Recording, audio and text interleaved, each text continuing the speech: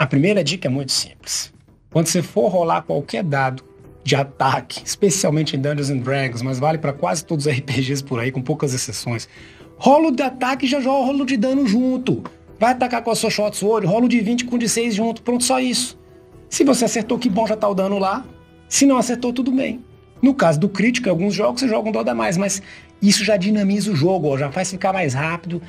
E jogo dinâmico significa, em geral, um jogo mais divertido.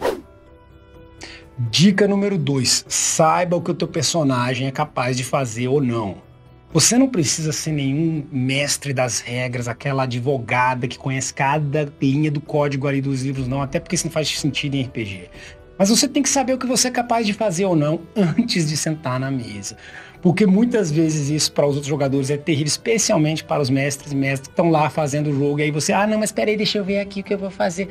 Não faça isso não, esteja preparado. O jogador que sabe o que é capaz de fazer, deixa o jogo o quê? Mais dinâmico, logo melhor para todo mundo. A gente tem a dica 3, que é a seguinte. Quando tá rolando uma situação ali, não fique só pensando na vida, olhando seu celular, não. Veja o que você vai fazer na próxima. Quando o mestre virar para você e falar, a mestra vai e fala, e aí, você vai fazer o quê, fulano? Você fala o que você vai fazer porque você já estava pensando e prestando atenção. Não fique desligado. Entendeu? A personagem que está ligada no jogo, a pessoa que está lá, ela vai participar, vai estar ativa e os outros vão sentir esse dinamismo correndo. Se todo mundo faz isso, ninguém espera e o jogo fica mais divertido também.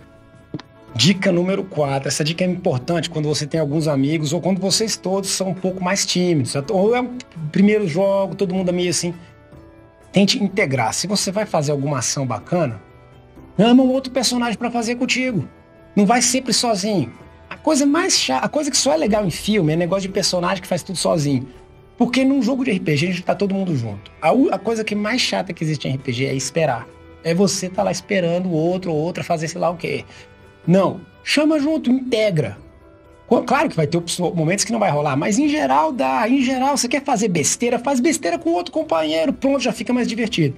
E agora vem uma dica pro mestre e a mestra aí. Vocês podem pegar o jogador que tá fazendo alguma coisa sozinho e bota os outros jogadores para ser ou a oposição, eles jogam os dados pelos vilões, ou até controlam certos dos vilões que estão sendo oposição a esse jogador fazendo algo sozinho, ou eles controlam aliados que o jogador talvez encontre no momento, nem que seja um animal, um cachorro. Só de você botar os outros jogadores, mesmo não sendo os personagens deles, para participar da cena, ninguém tá esperando. E quando ninguém tá esperando, o jogo já fica mais dinâmico. Agora uma última dica para fechar. Não pare o jogo por besteira. Você quer perguntar quanto é que custa a sela do cavalo no momento que o mestre está querendo descrever ali aquela cena maravilhosa? Tem mestre que descreve demais também, é verdade. Mas vamos supor que, né? O mestre está fazendo o fechamento da sessão e você, não, mas quanto é que custa ali a cela? Não faz isso não. Não faz, segura.